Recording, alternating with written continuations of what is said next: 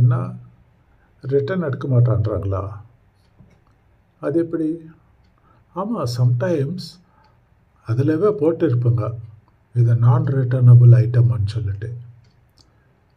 உங்களுக்கு ஐட்டமும் கொடுத்து, டிஸ்கவுண்ட்ஸும் கொடுத்து, அப்புறமா ஆஃபரும் கொடுத்து, அப்புறமா ஃப்ரீ டெலிவரி கொடுத்து, எல்லாமே கொடுத்து ப்ளஸ் ரிட்டர்னும் எடுப்பாங்களா என்ன? டெஃபினெட்லி இட் இஸ் நான் ரிட்டர்னபிள். அவ்வளோதான். ஒரு வாட்டி எடுத்தால் நீங்கள் வச்சுக்க வேண்டியது தான். சரி, அது என்னன்னு பார்த்துடலாம். அது ராஜேஷ் அதை ஃபோனில் பேசுகிறாரு. அதுக்கப்புறம் நான்சி வேறு பேச போகிறாங்க. பார்த்துடலாமா என்னன்னு? தெரியலங்க.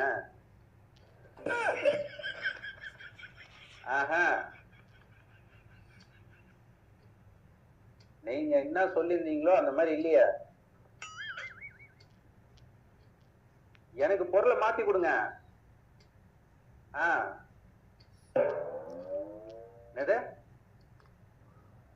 ரிட்டர்ன்ல எடுத்துக்க மாட்டீங்களா?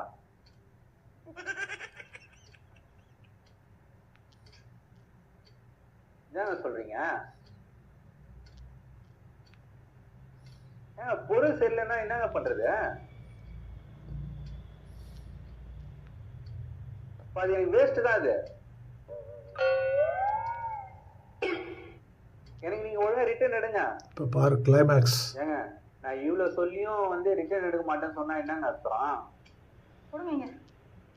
ஹலோ, ஏங்க ஒரு பொருள் சரியில்லைன்னா ரிட்டர்ன் போடதாங்க செய்வாங்க. நீங்க ரிட்டர்ன் எடுத்துதாங்க ஆகணும். சும்மா ஏதாவது கதை சொல்லிட்டு இருக்காருங்க. பிடிங்க.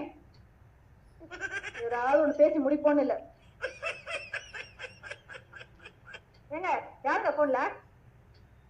உங்க அம்மா தாண்டி. உன்னை ரிட்டர்ன் எடுக்க சொன்னா எடுக்க மாட்டாங்க.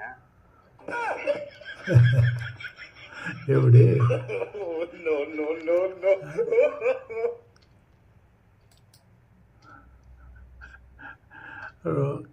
ராஜேஷ், காமெடி நல்லா இருக்கு தம்பி.